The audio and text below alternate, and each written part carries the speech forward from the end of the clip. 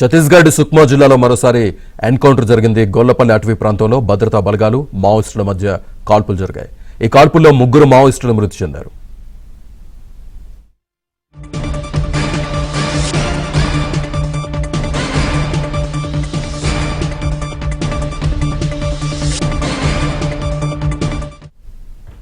ఛత్తీస్గఢ్ సుక్మా జిల్లాలో మరోసారి ఎన్కౌంటర్ జరిగింది. గొల్లపల్లి అటవీ ప్రాంతంలో భద్రతా బలగాలు మావోయిస్టుల మధ్య కాల్పులు జరిగాయి.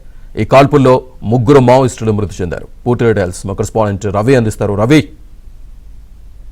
ఛత్తీస్గఢ్ లో భారీ ఎన్కౌంటర్ కొనసాగుతుంది. సుక్మా జిల్లా గొల్లపల్లి పోలీస్ స్టేషన్ పరిధిలో భద్రతా బలగాలకు మావోయిస్టులకు మధ్య జరిగిన ఎదురు కాల్పుల్లో 3 మావోయిస్టులు మృతి చెందినట్టుగా పోలీసుల ద్వారా అధికారిక సమాచారం అందుతుంది.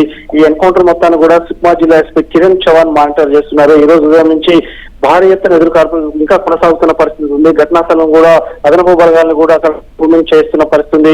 ఓవరాల్ గా చూస్తే గత నెల నవంబర్ 18న PLGS supreme commander Madavi Hidma encounter తర్వాత ఈ రోజుకి నెల రోజులు అవుతుంది. ఈ నెల రోజుల వ్యవధిలో పెద్ద ఎత్తున మావోయిస్టు పార్టీకి సంబంధించిన కీలక నేతలు, కేంద్ర కమిటీ సభ్యులు కూడా ఆయుధాలను స్వచ్ఛందంగా వదిలి ప్రభుత్వం వద్ద సరెండర్ అయిన పరిస్థితి. ఈ నెల రోజుల వ్యవధిలో ఎవరైతే మావోయిస్టు ప్రభుత్వం వద్ద సరెండర్ కాని వారు ఉంటారో వారందరినీ కూడా మావోయిస్టులకి కంచుకోటగా ఉన్న అబూజ్మద్ అటవీ ప్రాంతంలో పెద్ద ఎత్తున కూడా కుమ్మింగ్ చేస్తున్న పరిస్థితి. ముఖ్యంగా బీజాపూర్, సుక్మా జిల్లాలో పెద్ద ఎత్తున కుమ్మింగ్ చేస్తున్నారు. దానిలో భాగంగా ఈ రోజు గొల్లపల్లి పోలీస్ స్టేషన్ పరిధిలో ఈ ఎన్కౌంటర్ చోటు చేసుకుంది. ఇంకా అక్కడ ఎదురు కాల్పులు కొనసాగుతున్న పరిస్థితి. ప్రస్తుతం 3 మావోయిస్టులు మృతి చెందినట్టుగా సమాచారం అవుతుంది. ఇంకా మృతుల సంఖ్య పెరిగే అవకాశం ఉంది.